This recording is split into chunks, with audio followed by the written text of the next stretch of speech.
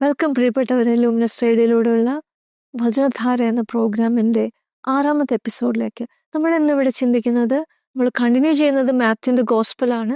വചനധാരയിൽ നമ്മൾ ഡെയിലി കുറച്ച് gospel portions വായിക്കും, അതുപോലെ റിഫ്ലക്ഷൻസ് ഷെയർ ചെയ്യും, പിന്നെ പ്രാർത്ഥിച്ച് നമുക്ക് കൂടി അങ്ങനെയാണ് ചെയ്യുന്നത്. അപ്പോൾ ഇന്ന് നമ്മൾ വായിച്ചുകൊണ്ടിരിക്കുന്നത് ഇന്നലത്തെ വായന കണ്ടിന്യൂ ചെയ്യുവാണ്.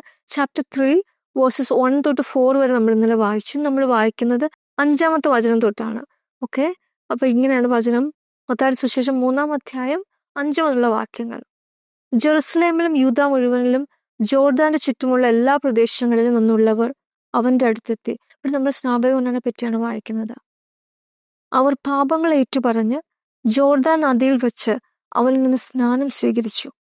അനേകം ഫരിസേയരും സദുക്കായരും സ്നാനം ഏൽക്കാൻ വരുന്നത് കണ്ട് യോഹന്നാൻ അവരോട് പറഞ്ഞു, അണലി സന്തതികളെ, ആസന്നമായ ക്രോധത്തിൽ നിന്ന് ഓടിയകലാൻ നിങ്ങൾക്ക് മുന്നറിയിപ്പ് നൽകിയത് ആരാണ്? മാനസാന്തരത്തിന് യോജിച്ച ഫലം പുറപ്പെടുവിക്കുവിൻ. ഞങ്ങൾക്ക് പിതാവായി അബ്രഹാം ഉണ്ട് എന്ന് പറഞ്ഞ് അഭിമാനിക്കേണ്ട. കാരണം ഈ കല്ലുകളിൽ നിന്ന് അബ്രഹാത്തിന് വേണ്ടി സന്താനങ്ങളെ പുറപ്പെടുവിക്കാൻ ദൈവത്തിന് കഴിയുമെന്ന് ഞാൻ നിങ്ങളോട് പറയുന്നു. വൃക്ഷങ്ങളുടെ വേരിന് കോടാലി വെച്ചു കഴിഞ്ഞു. അതിനാൽ നല്ല ഫലം നൽകാത്ത വൃക്ഷങ്ങളെല്ലാം വെട്ടി തേയിലെറിയപ്പെടും. മാനസാന്തരത്തിനായി ഞാൻ ജലം കൊണ്ട് നിങ്ങളെ സ്നാനപ്പെടുത്തുന്നു. എന്റെ പിന്നാലെ വരുന്നവൻ എന്നേക്കാൾ ശക്തൻ. അവന്റെ ചെരുപ്പ് വഹിക്കാൻ പോലും ഞാൻ യോഗ്യനല്ല. അവൻ പരിശുദ്ധാത്മാവാലും അഗ്നിയാലും നിങ്ങളെ സ്നാനപ്പെടുത്തും. വീശുമുറം അവന്റെ കയ്യിലുണ്ട്. അവൻ കളം വെടിപ്പാക്കി തന്റെ ഗോതമ്പ് അറപ്പുരയിൽ ശേഖരിക്കും. പതിര് കെടാത്ത തീയിൽ കത്തിച്ചു കളയുകയും ചെയ്യും.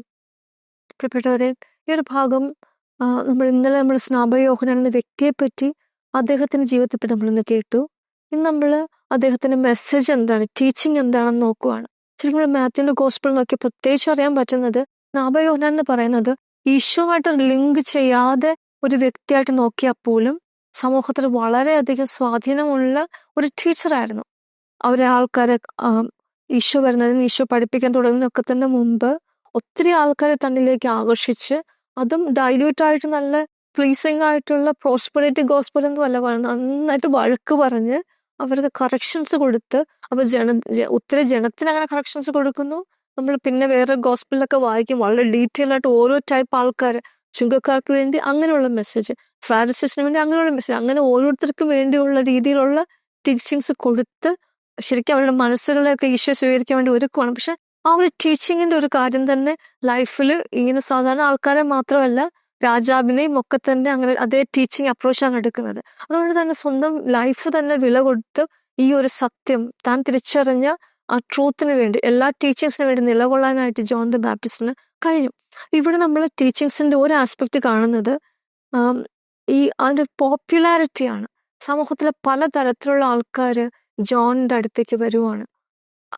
പ്രത്യേകിച്ച് നമ്മൾ തിരിച്ചറിയേണ്ടത്, വരുന്നതിനകത്ത് ഫാരിസീസും ഒക്കെ തന്നെ ഉണ്ട്. അവരൊക്കെ വളരെ വളരെ എഡ്യൂക്കേറ്റഡും വളരെ ലേണഡും പ്രീസ്റ്റും അല്ലേ, ശരിക്കും പറഞ്ഞാൽ ഞങ്ങളെ കഴിഞ്ഞേ ഉള്ളൂ ഈ ലോകത്ത് വിശുദ്ധി എന്ന് പറഞ്ഞ് ജീവിക്കുന്ന വ്യക്തികൾ പോലും ജോൺ ദ ബാപ്റ്റിസ്റ്റിന്റെ അടുത്തേക്ക് ഈ ടീച്ചിങ്സ് കേൾക്കാൻ വന്നേക്കുവാണ്. അപ്പൊ നമ്മളിങ്ങനെ വായിക്കുന്നത്, യൂദയ മുഴുവനിലും ജെറുസലേമില് ജോർദാൻ ചുറ്റുമുള്ള എല്ലാ പ്രദേശങ്ങളിൽ നിന്നുള്ള ആൾക്കാർ അവന്റെ അടുത്ത് എത്തുകയാണ്. അവർ എന്നിട്ട് ആ വരുന്ന മനുഷ്യര് ജോണിന്റെ ടീച്ചിങ് അത്ര ഷാർപ്പായതുകൊണ്ട് മാനസാന്തരപ്പെടുകയും ഇങ്ങനെ ചെയ്യണമെന്ന് പറഞ്ഞ് അവരെ കറക്റ്റ് ചെയ്ത്, നമ്മൾ പറഞ്ഞ റിട്രീറ്റ് കൂടുന്ന പോലത്തെ ഒരു എക്സ്പീരിയൻസിലൂടെ അവരെല്ലാം കൊണ്ടുപോയി. അപ്പൊ അങ്ങനെ വരുമ്പോൾ ആൾക്കാർക്ക് എന്താണ് ആദ്യം കിട്ടുന്ന ഒരു ചിന്ത, മാനസാന്തരപ്പെടുവൻ, സ്വർഗരാജ്യം സമീപിച്ചിരിക്കുന്നു. ഇതാണ് നമ്മൾ ഇന്നലെ കേട്ടത്. അപ്പൊ അങ്ങനെയുള്ള ഒരു ഒരുക്കത്തിൽ കൊണ്ടുവരുമ്പോൾ ഓട്ടോമാറ്റിക്കലി പാപങ്ങളെയൊക്കെ ഏറ്റു പറയുന്ന ഒരു കോണ്ടെക്സ്റ്റ് അവിടെ എത്തുകയാണ്. അപ്പൊ തങ്ങളുടെ പാപങ്ങൾ ഏറ്റുപറഞ്ഞ് ജോർദാൻ നദിയിൽ വെച്ച് അവർ സ്നാനം സ്വീകരിച്ചു നമ്മൾ വായിക്കുന്നു. അപ്പോൾ രണ്ട് കാലം നമുക്കറിയാം, നമ്മുടെ കാത്തലിക് ചർച്ചിന് നമുക്ക് 2 കൂദാശകൾ ഇവിടെ മെൻഷൻ ചെയ്യപ്പെടുവാണല്ലേ. ബാപ്റ്റിസം നമുക്കുണ്ട്, കൺഫഷൻ നമുക്കുണ്ട്, പിന്നെ അങ്ങോട്ട് ഹോളി സ്പിരിറ്റിനെ കൊണ്ട് അനോയിന്റ് ചെയ്യുന്നൊക്കെ പറയുന്നുണ്ട്. പല കൂദാശകൾ ഇവിടെ റെഫർ ചെയ്യുന്നുണ്ട്. നമ്മൾ മനസ്സിലാക്കണം, ജോൺ ദ ബാപ്റ്റിസ്റ്റ് അല്ല ഈ കൂദാശകൾ സ്ഥാപിച്ചത്. നമ്മുടെ എല്ലാ കൂദാശകളും സ്ഥാപിച്ചിരിക്കുന്ന ഈശോയാണ്. ഈശോയുടെ ലൈഫാണ് അതിൻ്റെയൊക്കെ റൂട്ട് എന്ന് പറയുന്നത്. പക്ഷെ നമുക്കിവിടെ കാണാം അതിൻ്റെയൊക്കെ ഒരു റെഫറൻസ് നമുക്ക് ജോൺ ദ ബാപ്റ്റിസ്റ്റ് ലൈഫിലും കാണാം. കാരണം ജോൺ അത്രയ്ക്ക് ഈശോയോട് ചേർന്ന് നിൽക്കുന്ന വ്യക്തിയാണ്. അപ്പൊ ഈ സ്വർഗരാജ്യത്തിന്റെ ടീച്ചിങ്സും ആ ലൈഫ് സ്റ്റൈലും ഓൾറെഡി ജോണിൽ റിഫ്ലക്റ്റഡ് ആണ്.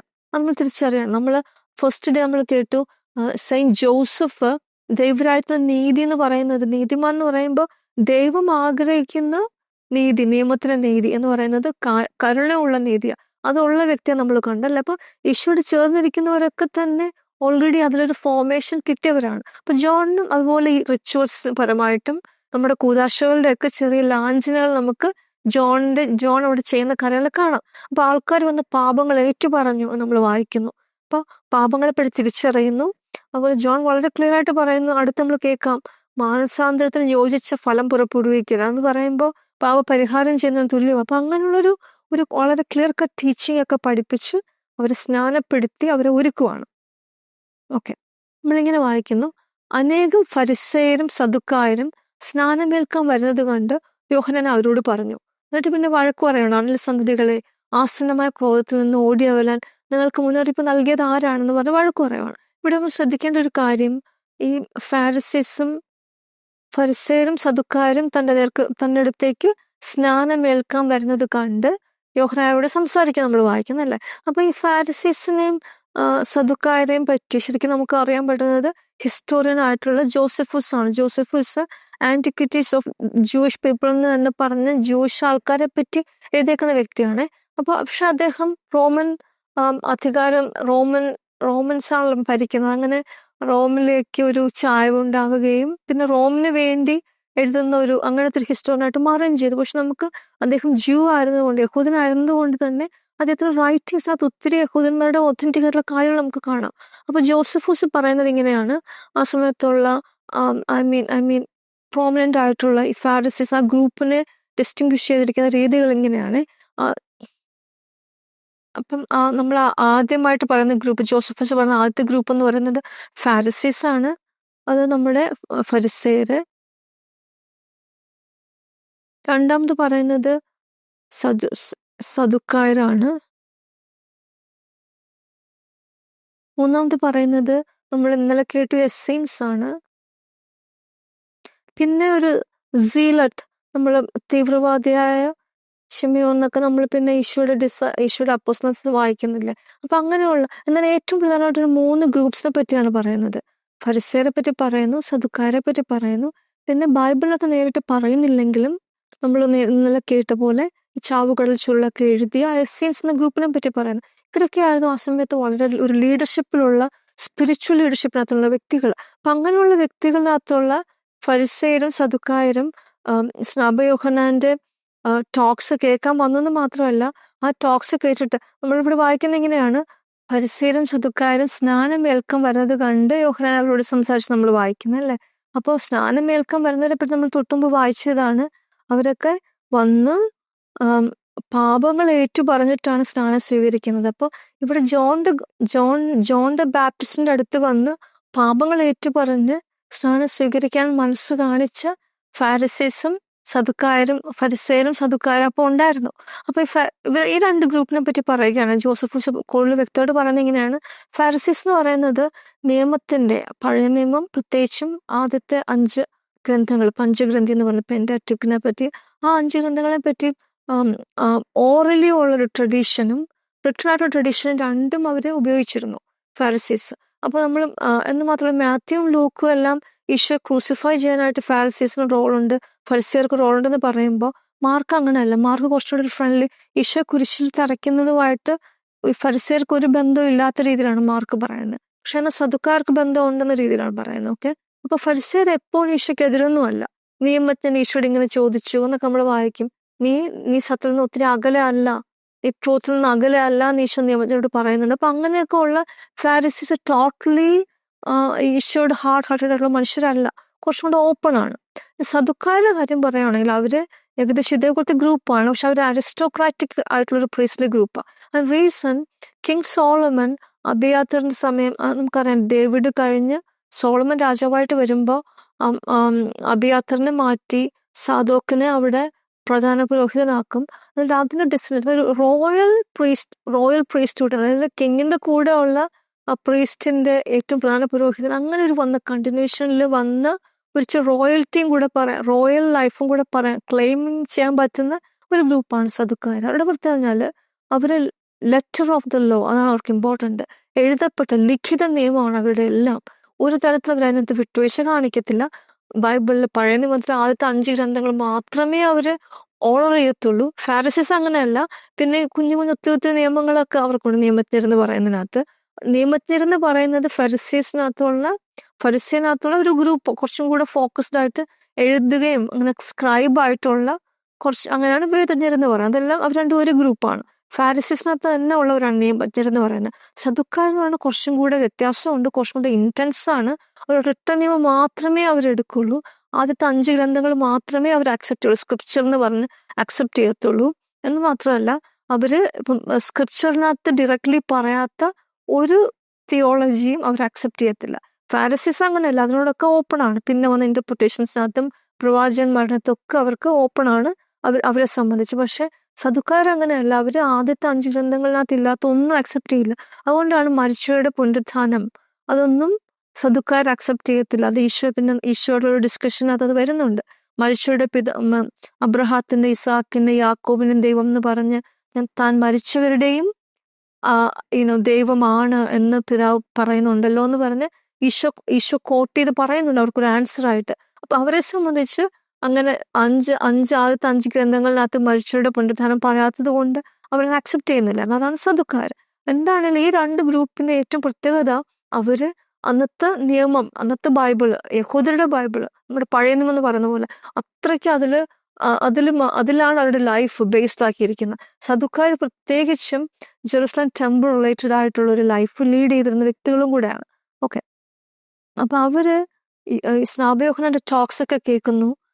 എന്നിട്ട് അവര് പാപങ്ങൾ ഏറ്റുപറഞ്ഞ് സ്നാനം സ്വീകരിക്കാൻ വേണ്ടി വരുവാണ്.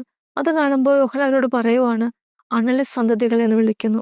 നമുക്കറിയാം ഇതൊക്കെ വഴക്ക് പറയുന്നത് നമ്മൾ ഇഷ്ടംപോലെ നമ്മൾ ചെറുതിലെ തൊട്ട് കേൾക്കുന്നതാണ്. ഇങ്ങനത്തെയൊക്കെ ഉള്ളൊരു വഴക്ക് പറയുന്ന ഒരു style of preaching John the ബാപ്റ്റിസ്റ്റിന്റെ എന്ന്. എന്നിട്ട് പിന്നെ പറയുന്നത്, ആരാണ് നിങ്ങൾക്ക് മുന്നറിയിപ്പ് നൽകിയെന്ന് പറയുന്നത്. പിന്നെ പറയുന്നതാണ്, മാനസാന്തരത്തിന് യോജിച്ച ഫലം പുറപ്പെടുവിക്കുകയും. അത് വളരെ സിഗ്നിഫിക്കൻ്റ് ആയിട്ടൊരു വചനമാണ്. മാനസാന്തരപ്പെട്ടു എന്ന് പറയുമ്പോൾ, അതായത് മെറ്റനോയിയ, ഹൃദയ പരിവർത്തനം വന്നു, ചേഞ്ച് ഓഫ് ഹാർട്ട് വന്നു. ഓക്കെ, പക്ഷെ അതിന്റെ ഫലം ചേഞ്ച് ഓഫ് ഹാർട്ടിന്റെ അല്ലെങ്കിലോ, അതായത് മനസ്സിൽ ഞാൻ കർത്താവിനെ സ്വീകരിച്ചു, കുമ്പസാരിച്ചു, നല്ല വ്യക്തിയായി മാറി. പക്ഷെ എൻ്റെ ലൈഫും എൻ്റെ ആക്ഷനും അത് കാണിക്കുന്നില്ലെങ്കിലോ, ഞാൻ പിന്നെയും മനുഷ്യരെ പേടിച്ചിട്ടോ എന്തെങ്കിലുമൊക്കെ ഈ ലോകത്തിന് എന്തെങ്കിലുമൊക്കെ നേടാനോ ഒക്കെ വേണ്ടി ആ ഉള്ളിലുള്ള എൻ്റെ പരിവർത്തനം എൻ്റെ ലൈഫിൽ കാണുന്നില്ലെങ്കിൽ ഞാൻ പരിവർത്തനം വന്നു പറഞ്ഞിട്ട് കാര്യമില്ല, അല്ലെ? മാനസാന്തരപ്പെട്ടെങ്കിൽ അത് പൂർണ്ണമാകുന്നത്, മാനസാന്തരം പൂർണ്ണമാകുന്നത് മാനസാന്തരപ്പെട്ട ജീവിതം ജീവിക്കുമ്പോഴാണ്, മാനസാന്തരത്തിന് യോജിച്ച ഫലം പുറപ്പെടുവിക്കുമ്പോഴാണ്. അല്ലാതെ മാനസാന്തരപ്പെട്ടു എന്നുള്ള ഹൃദയം മാറി ഞാൻ തെറ്റ് ചെയ്ത് തിരിച്ചറിഞ്ഞു, ആ പാപം ഉപേക്ഷിക്കുന്നു എന്നതുകൊണ്ട് നിന്നാൽ പോരാ, അത് പുണ്യത്തില് പിന്നെ പ്രകടമാകണം. പാപം ഉപേക്ഷിച്ചത് കൊണ്ട് മാത്രമായില്ല, പാപം ഉപേക്ഷിച്ച ജീവിതത്തില് പുണ്യം പിന്നെ പ്രകടമായി കാണപ്പെടണം. That is a life, that is മാനസാന്തരത്തെ ഫ്രൂട്ടുള്ള ലൈഫ്. അതാണ് ഇവിടെ സ്നാപക യോഹന്നാൻ പ്രത്യേകിച്ചും എംഫസൈസ് ചെയ്ത് പറയുന്നത്. കാരണം പ്രത്യേകിച്ചും സ്നാപക യോഹന്നാന്റെ ടോക്സ് ഒക്കെ സിന്നിനെ പറ്റിയും അങ്ങനെ ഒരു കറക്ഷൻ ലെവൽ ആയതുകൊണ്ട് ആൾക്കാർ ഒരുപക്ഷെ ചിന്തിക്കാം, ഓക്കെ ഞാൻ പാപം ഏറ്റു പറഞ്ഞു, മാമോദിസ സ്വീകരിച്ചു സ്നാപക യോഹന്നാന്റെ കയ്യിൽ നിന്ന്, ഞാൻ ഓക്കെയാണ് എന്ന് ചിന്തിച്ച് പോകാം. പക്ഷെ സ്നാപകൻ അവിടെ നിർത്തുന്നില്ല, പറയാണ് ഇനി നിങ്ങൾ ചെന്ന് ജീവിക്കുന്നത് ഈ മാനസാന്തരത്തിനും ഈ പാവം ഏറ്റുപറഞ്ഞതിനൊക്കെ യോജിച്ചൊരു ജീവിതം തിരിച്ചുപോയി ജീവിക്കണം. അതായത് ഒരു ഫരിസേയൻ അല്ലെങ്കിൽ ഒരു സദുക്കായൻ ഇവിടെ വന്ന് ജോണിന്റെ ബാപ്റ്റിസം എടുത്തിട്ട് തിരിച്ചു പോകുമ്പോൾ പഴയ പോലെ ഭയങ്കര വലിയ പ്രൗഢിയിൽ ആൾക്കാരുടെ ബഹുമാനം ആഗ്രഹിച്ച തെരുവേദികളിൽ നിന്ന് പ്രാർത്ഥിക്കുന്നവരും ഷോ ഓഫ് ചെയ്യുന്നവരും, ഞാൻ ഈ ചുങ്കക്കാരനെ പോലെയല്ല, ഞാൻ ഒത്തിരി നല്ല ആളാണ്, ഇത്രയും ഫാസ്റ്റ് ചെയ്യുന്ന ആളാണ്, ഇങ്ങനെയൊക്കെ പറയുന്ന ഒരു അഹങ്കാരം, സെൽഫ് റൈച്ചസ്നെസ് കീപ്പ് ചെയ്യുവാണെങ്കിൽ അത് മാനസാന്തര ലൈഫ് ആയില്ല. അപ്പൊ യോഹന്നാൻ വളരെ അസർട്ടീവായിട്ട് പറയുകയാണ്, നിങ്ങൾ ഇന്നിവിടെ മാനസാന്തരപ്പെട്ടെങ്കിൽ നിങ്ങൾ അവിടെ പോയി ജീവിക്കുമ്പോൾ, നിങ്ങളുടെ സൊസൈറ്റിയിൽ, നിങ്ങളുടെ വർക്ക് പ്ലേസ് നിങ്ങൾ ജീവിക്കുമ്പോൾ ഈ മാനസാന്തരത്തിന് യോജിച്ച ഒരു ജീവിതം നിങ്ങൾ ജീവിക്കണമെന്ന് പറയുവാണ്. എന്നിട്ട് പറയുവാണ്, ഇവരൊക്കെ പ്രധാനമായിട്ട് ലോ ബേസ്ഡ് ആയിട്ട് ജീവിക്കുന്നവരാണ്, നിയമം ബേസ്ഡ് ആയിട്ട് ജീവിക്കുന്നവരാണ്. അപ്പൊ അവരെ പറ്റി ജോൺ ദ ബാപ്റ്റിസ്റ്റ് ഇങ്ങനെ പറയുന്നു, ഞങ്ങൾക്ക് പിതാവായ അബ്രഹാം ഉണ്ട് എന്ന് പറഞ്ഞ് അഭിമാനിക്കേണ്ട.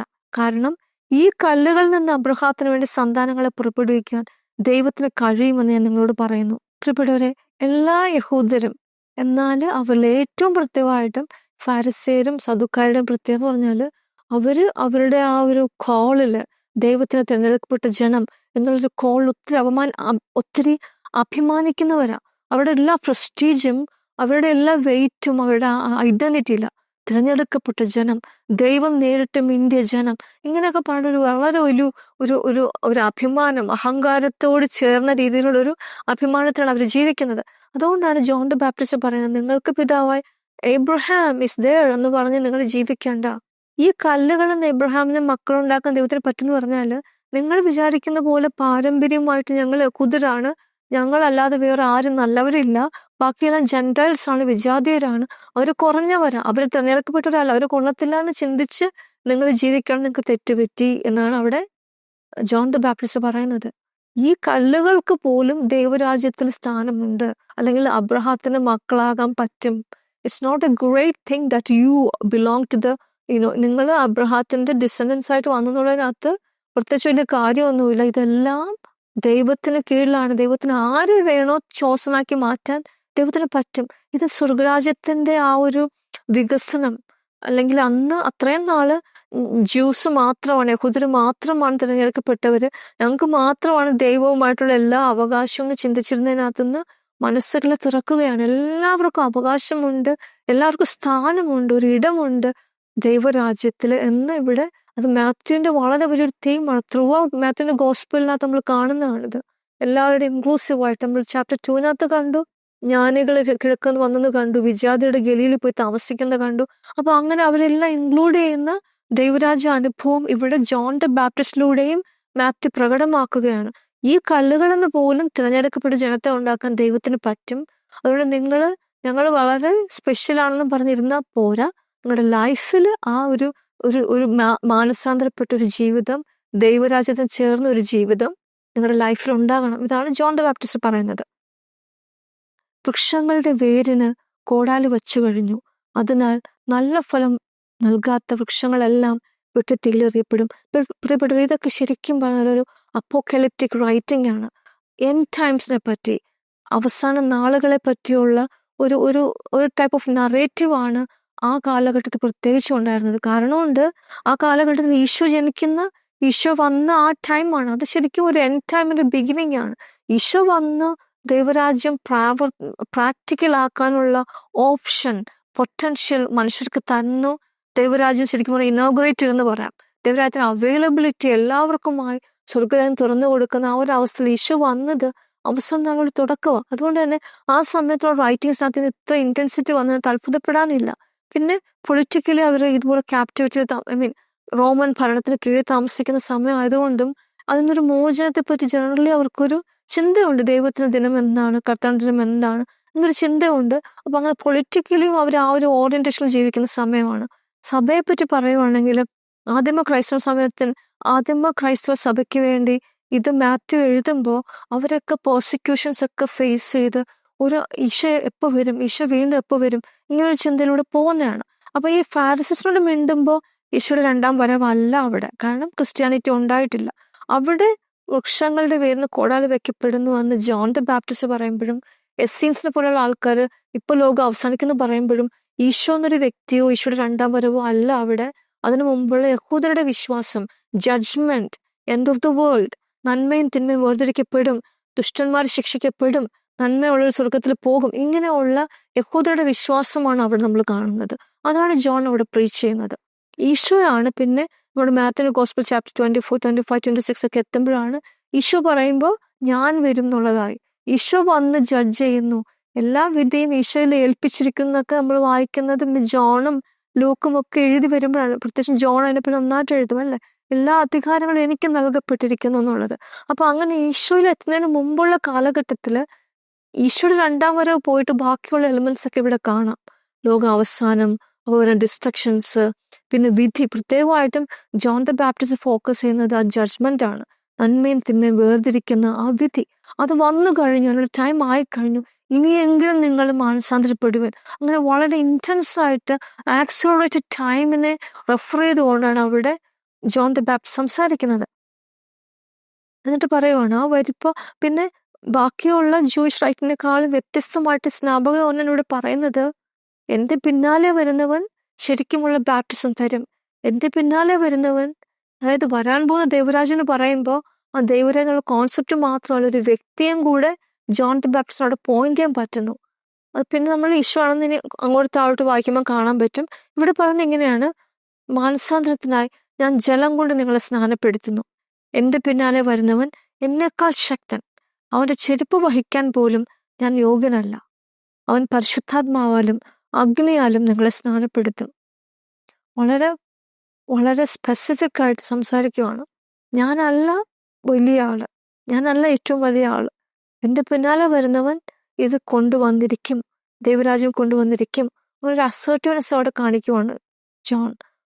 എന്നിട്ട് പറയുകയാണ്, ഞാൻ ജലം കൊണ്ട് മാനസാന്തരം നൽകി. യോഹന്നാന്റെ ബാപ്റ്റിസം എന്ന് പറയുമ്പോൾ കൂടുതൽ റിപ്പൻഡൻസ് ബേസ്ഡ് ആയിട്ടൊരു ബാപ്റ്റിസം അവിടെ നിൽക്കുന്നു. അത് പരിശുദ്ധാത്മാവിന്റെ അഭിഷേകത്തിലേക്ക് കടക്കുന്ന നമ്മുടെ ക്രിസ്ത്യാനിറ്റിക്കകത്തുള്ള ബാപ്റ്റിസം അല്ല. അത് ഈശോയ്ക്ക് മാത്രം തരാൻ പറ്റുള്ളൂ. ആ ബാപ്റ്റിസം ഈശോ തരുന്ന ബാപ്റ്റിസം, ഈശോയുടെ നാമത്തിൽ, പിതാവിൻ്റെയും പുത്രൻ്റെയും പരിശുദ്ധാത്മാവിൻ്റെ നാമത്തിൽ നിങ്ങൾ അവരെ ബാപ്റ്റൈസ് ചെയ്യുവാൻ, ജ്ഞാനസ്നാനപ്പെടുത്തുവാൻ എന്നും പറഞ്ഞ് ഗ്രേറ്റ് കമ്മീഷനിങ് ഡിസൈപ്പിൾസിന് കൊടുക്കുന്ന ഈശോ സ്വർഗാരോപണത്തിന് മുമ്പ് മാത്യു ചാപ്റ്റർ 28 മാർക്ക് ചാപ്റ്റർ 16 നമ്മൾ വായിക്കുന്നില്ലേ, പിതാവിൻ്റെയും പുത്രൻ്റെയും പരിശുദ്ധാത്മാവിൻ്റെ നാമത്തിൽ ജ്ഞാനസ്നാനപ്പെടുത്തുന്നത്. അതാണ് ബാപ്റ്റിസം. ഈശോയെ പറ്റി പറയുന്ന സ്നാപക യോഹന്നാൻ, അവൻ ജലത്താലും അവൻ പരിശുദ്ധാത്മാവിനാലും അഗ്നിയാലും, മാനസാന്തരത്തിനായി ഞാൻ ജലം കൊണ്ട് നിങ്ങളെ സ്നാനപ്പെടുത്തുന്നു. എൻ്റെ പിന്നാലെ വരുന്ന എന്നേക്കാൾ ശക്തൻ, അവൻ്റെ ചെരുപ്പ് വഹിക്കാൻ പോലും ഞാൻ യോഗ്യനല്ല. അവൻ പരിശുദ്ധാത്മാവാലും അഗ്നിയാലും നിങ്ങളെ സ്നാനപ്പെടുത്തും. അവൻ ചെരുപ്പ് വഹിക്കാൻ പോലും എന്ന് പറയുന്ന മാത്യു മാത്രമാണ് അങ്ങനെ പറയുന്നത്. ബാക്കി ഗോസ്പൽസിനകത്ത് പറയുന്നത് അവൻ്റെ ചെരുപ്പിൻ്റെ വാറഴിക്കാൻ പോലും എന്നാണ് പറയുന്നത്. അൺടൈ ചെയ്യാൻ പോലും റൈറ്റില്ലെന്ന് പറയുന്നു. ഇവിടെ പറയുന്നത് എടുക്കാൻ പോലും റൈറ്റില്ല എന്ന്. ശരിക്കും പറഞ്ഞാൽ നമ്മൾ യഹൂദരുടെ അകത്ത് നോക്കുമ്പോൾ സ്ലേവ്സ് ചെയ്യുന്നതിനകത്ത്, അതായത് ഒരു ടീച്ചറും സ്റ്റുഡൻറ്റും തമ്മിൽ, ടീച്ചറിനെ എല്ലാ കാര്യത്തിലും ഒബേ ചെയ്യുന്ന ഓണർ ചെയ്യുന്നവരാണ് സ്റ്റുഡൻസ് അല്ലേ, റബ്ബായ്സും ഒരു ഡിസൈപ്പിൾസ് എന്ന് പറയുമ്പോൾ. അപ്പോൾ അതിനകത്ത് സ്ലേവ്സ് ആണ് ചെരുപ്പ് അഴിച്ചു മാറ്റുക, ചെരുപ്പ് വഹിക്കുക എന്നൊക്കെ പറയുന്നത്. അത് പോയിട്ട് ബാക്കി എല്ലാ കാര്യങ്ങളും ഡിസൈപ്പിൾസ് ടീച്ചേഴ്സിന് വേണ്ടി ചെയ്യണം, റബ്ബായ്സിന് വേണ്ടി ചെയ്യണം. ഇതായിരുന്നു ഫാരിസീസിന്റെ അല്ലെങ്കിൽ നിയമത്തിന്റെ ഒരു രീതി എന്ന് പറയുന്നത്. അപ്പൊ അതിനെ കൂടെ ബേസ് ചെയ്തിട്ടാണ് ജോൺ ദ ബാപ്റ്റിസ്റ്റ് പറയുന്നത്, ഈശോ വരുമ്പോൾ അല്ലെങ്കിൽ എൻ്റെ പിന്നാലെ വരുന്നവൻ്റെ ചെരുപ്പ് എടുക്കാനുള്ള യോഗ്യത പോലും ഇല്ല. അതായത് ഡിസൈപ്പിൾ ആ വരുന്ന വ്യക്തി ഡിസൈപ്പിൾ എന്ന് പോയിട്ട് സ്ലേവ് പോലും ആകാനുള്ള അത്രയും കൂടെ താഴെയാണ് ഞാൻ എന്ന് അത്രയും തന്നെ ഡിഗ്രേഡ് ചെയ്ത് പറയുവാണ്. അതായത് അല്ലെങ്കിൽ അത്രയും ഈശോവിനെ തൻ്റെ പിന്നാലെ വരുന്നതിനെ ഗ്ലോറിഫൈ ചെയ്ത് പറയുവാണ് ജോൺ ദ ബാപ്റ്റിസ്റ്റ്. ഓക്കെ, എന്നിട്ട് പറയുവാണ്, വീശുമുറം അവൻ്റെ കയ്യിലുണ്ട്, അവൻ കളം വെടിപ്പാക്കി തൻ്റെ ഗോതമ്പ് അറപ്പുരയിൽ ശേഖരിക്കും, പതിരക്കിടാത്ത തീയിൽ കത്തിച്ചു കളയുകയും ചെയ്യും. ഇതൊരു സാധാരണ ഒരു ഫാർമർ ചെയ്യുന്ന കാര്യങ്ങൾ തന്നെയാണ് ഇതൊക്കെ അല്ലേ. അപ്പൊ ഇവിടെ വീശുമുറം എന്ന് പറയുന്നത് പതിരിനെയും ഗോതമ്പിനെയും വേർതിരിക്കാനായിട്ട് യഹൂദർ ഉപയോഗിച്ചിരുന്ന ഒരു ടൂളാണത്, വീശുമുറം എന്ന് പറയുന്നത്. രണ്ട് ദിവസം കാറ്റിലേക്ക് ഇങ്ങനെ വീശുമ്പോൾ നല്ലത് സീഡ്സ് ഒക്കെ, ഗോതമ്പൊക്കെ ഒരു സ്ഥലത്ത് വീഴും, പതിരെല്ലാം പറന്നു പോകും, അങ്ങനെയല്ലേ. അപ്പൊ അങ്ങനെ അവർ ചെയ്തൊരു രീതിയാണ് അവിടെ പറയുന്നത്. അത് കൊണ്ടുവരുന്ന റീസൺ എന്ന് പറഞ്ഞാൽ ഈശോയുടെ ജോലി എന്ന് പറയുന്നത്, ഈശോ ചെയ്യാൻ പോകുന്നത് നന്മയും തിന്മയും വേർതിരിക്കും. അതായത് പ്രത്യേകിച്ച് ഇവിടെ പിന്നെയും ജഡ്ജ്മെന്റിന്റെ കാര്യമാണ്. ഈശോ ചെമ്മരിയാടുകളും കോലാടുകളെയും വേർതിരിച്ചെന്ന് പറഞ്ഞ പോലെ നന്മയുള്ളവരെയും തിന്മയുള്ളവരെയും വേർതിരിക്കുന്ന ഒരു രീതി, ഒരു ജഡ്ജ്മെന്റ് ആണ് ഇവിടെ ജോൺ ദ ബാപ്റ്റിസ്റ്റ് പറയുന്നത്. അങ്ങനെ ചെയ്യുന്ന ജഡ്ജ്മെന്റിനുള്ള കാര്യം ചെയ്യുന്ന ആൾ ഈശോ ആണ് എന്ന് അവിടെ അണ്ടർലൈൻ ചെയ്യുന്നു. പിന്നെ പറയുന്നു, നോക്കിയേ, അവൻ ഗോതമ്പ് അറപ്പുരയിൽ ശേഖരിക്കും, കളം വെടിപ്പാക്കി ഗോതമ്പ് അറപ്പുരയിൽ ശേഖരിക്കും, പതിരെ തീയിൽ കത്തിച്ചുകളയും ചെയ്യും. പതിരെ തീയിൽ കത്തിച്ചുകളയും നമുക്കറിയാം, അത് ഹെലനെ പറ്റിയുള്ള ഒരു റെഫറൻസ് ആണ്. പിന്നെ തൻ്റെ ഗോതമ്പ് അറപ്പുരയിൽ ശേഖരിക്കും, അത് ഹെവനെ പറ്റിയുള്ള റെഫറൻസ് ആണ്. കളം വെടിപ്പാക്കി, അതായത് ക്ലീൻ ഔട്ട്, ശരിക്കും പറഞ്ഞാൽ ഈ വേൾഡിനെ എന്ത് കൊണ്ടുവരുവാണ്, ഹാർവെസ്റ്റ് കഴിഞ്ഞു, കളം ക്ലീൻ ചെയ്യുവാണ്. ഇതിനെ പതിരിനെയും കതിരിനെയും വേർതിരിച്ച് എല്ലാം ഫുൾ സ്റ്റോപ്പ് ഇടുന്നവൻ, അവരാണ് എൻ്റെ പുറകെ വരുന്നവനെന്ന് ജോൺ ദ ബാപ്റ്റിസ്റ്റ് പറഞ്ഞ് കൺക്ലൂഡ് ചെയ്യുന്നു. പ്രിയപ്പെട്ടവരെ, വളരെ ഇമ്പോർട്ടൻ്റ് ആയിട്ടുള്ളൊരു പാസേജാണ് നമ്മൾ ഇന്ന് വായിച്ചത്. ശരിക്കും ഈശോയുടെ മിഷനെ പറ്റി തനിക്ക് അന്ന് അറിയാവുന്ന എല്ലാ കാര്യങ്ങളും വെച്ച് വളരെ വ്യക്തമായൊരു ടീച്ചിങ് ജോൺ ദ ബാപ്റ്റിസ്റ്റ് കൊടുക്കുന്നു. തൻ്റെ തന്നെ ദൗത്യം പൂർത്തീകരിക്കുന്ന രീതിയിൽ ഒരു ഡൈല്യൂഷനും ഇല്ലാത്ത പ്യൂരിറ്റി ഉള്ള ടീച്ചിങ്, മാനസാന്തരത്തെ പറ്റി, മാനസാന്തരത്തിന് യോജിച്ച ഫലം പുറപ്പെടുവിക്കണമെന്ന് ജോൺ ദ ബാപ്റ്റിസ്റ്റ് പറയുന്നു. അതെല്ലാം കഴിഞ്ഞിട്ട് ഈശോ എന്തൊക്കെ ചെയ്യും, ഈശോ എന്തൊക്കെ ശരിക്കും ചെയ്യാനായിട്ട് വന്നു, അതെല്ലാം വ്യക്തമാക്കുന്നത്. അതും ആ കാലഘട്ടത്തിൽ മാത്രമല്ല, ഇനി വരാൻ പോകുന്ന ഈശോയുടെ 2ാം വരവിന് ഒരുങ്ങിക്കൊണ്ടിരിക്കുന്ന നമുക്ക് എല്ലാവർക്കും ഇമ്പോർട്ടൻ്റ് ആയിട്ടുള്ള രീതിയിലേക്ക് യേശുവിൻ്റെ റോള്, ഇറ്റേണിറ്റിയിലേക്ക് മനുഷ്യരെ കൊണ്ടുപോകുന്ന ഗോതമ്പ് തൻ്റെ അറപ്പുരയിൽ എന്നേക്കും സൂക്ഷിക്കുന്ന ദൈവപുത്രൻ, അങ്ങനെ ഈശോയിലേക്ക് പോയിന്റ് ചെയ്തിട്ടാണ് ഈ ഒരു ഗോസ്പൽ പോർഷൻ കൺക്ലൂഡ് ചെയ്യുന്നത്. നമുക്ക് പ്രാർത്ഥിക്കാം. ഇപ്പോൾ വായിച്ച ആ ഒരു പോർഷനെ നമുക്കൊന്ന് മനസ്സിലാക്കി കൊണ്ടുവന്ന് ഈശോയ്ക്ക് നന്ദി പറയാം. ഈശോയെ, ഞങ്ങൾ ഇന്ന് വായിച്ചു കേട്ട ഈ വചനഭാഗം കർത്താവെ മാനസാന്തരത്തിന് യോജിച്ച ഫലം പുറപ്പെടുവിച്ച് അങ്ങനെയാണ് ഞങ്ങൾ ജീവിക്കാൻ ഞങ്ങൾ തിരിച്ചറിയണം.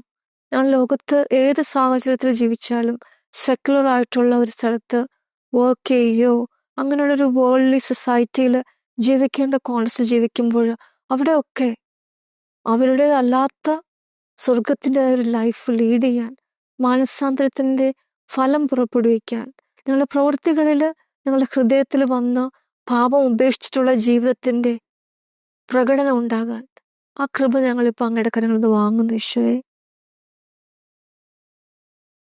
അതുപോലെ അങ്ങ് പതിരിനെയും കതിരിനെയും ഒക്കെ വേർതിരിക്കുമ്പോൾ ശരിക്കുമുള്ള നല്ല ഗോതമ്പ് മണികളായിട്ട് അങ്ങ് ഞങ്ങളെ കണ്ടെത്തണമെങ്കിൽ ഈ സെക്കൻഡ് കമ്മിങ്ങിന് വേണ്ടി ഞങ്ങൾ ഒരുങ്ങുന്ന സമയത്ത് ഈശോ ഞങ്ങളുടെയൊക്കെ ലൈഫും ഇതേപോലെ മാനസാന്തരത്തിൻ്റെ ഫലം പുറപ്പെടുവിക്കുന്ന ജീവിതങ്ങളായിട്ട് മാറണം.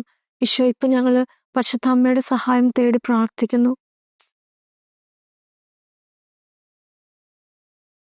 ഈശോയെ, ഇപ്പം ഞങ്ങൾ ഈ ഒരു കൃപകളൊക്കെ അങ്ങയുടെ കരങ്ങളിൽ നിന്ന് വാങ്ങുന്നു.